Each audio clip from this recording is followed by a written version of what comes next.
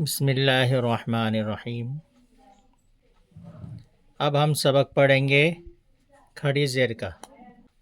جس طرح با یا زیر بی، تا یا زیر تی، سا یا زیر سی ہوتا ہے، اسی طرح با کھڑا زیر بی، تا کھڑا زیر تی، سا کھڑا زیر سی، اس طرح سے اس کو بھی کھینچ کر پڑھتے ہیں۔ دونوں کی ادائیگی ایک جیسی ہوتی ہے۔ حمزہ کھڑا زیر ای، با کھڑا زیر بی، تا کھڑا زیر تی، سا کھڑا زیر سی، جیم کھڑا زیر جی، حا کھڑا زیر حی،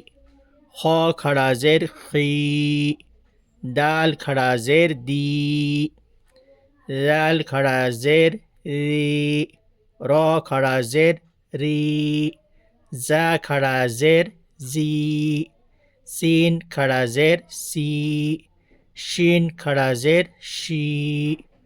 صاد کھڑا زیر صی، ضاد کھڑا زیر ضی، طا کھڑا زیر طی، ظا کھڑا زیر ظی،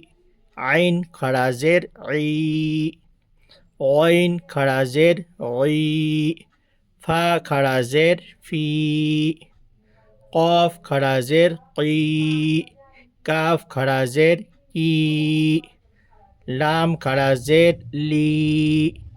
میم کھڑا زیر می، نون کھڑا زیر نی، واو کھڑا زیر وی، ہا کھڑا زیر ہی، حمزہ کھڑا زیر ای، یا کھڑا زیر ای، یا کھڑا زیر ای۔ ہم اس کو تھوڑا زیادہ ہی کھینچیں گے تاکہ ہم کو مشق ہو جائے، عادت ہو جائے